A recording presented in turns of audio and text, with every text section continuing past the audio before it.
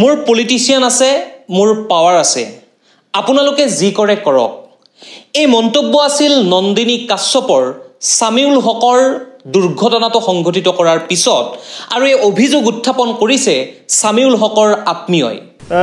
মোৰ পাৱাৰ আছে, মোৰ পলিটিচিয়ান আছে, মোৰ এইবিলাক একো নাই, আপোনালোকে যি কৰে কৰক, মই কেছ কৰক, নন্দিনী কাশ্যপে কৈছে। এইখিনিতে মন কৰিবলগীয়া কথা যে নন্দিনী কাশ্যপৰ যিটো মন্তব্য, যিটো চিন্তা, সেই চিন্তাটো কিন্তু সমাজখনৰ কাৰণে হঠকাৰী আৰু চিন্তনীয়। নন্দিনী কাশ্যপৰ এই মন্তব্যটোৱে কেইটামান প্ৰশ্নৰো কিন্তু অৱতাৰণা কৰে।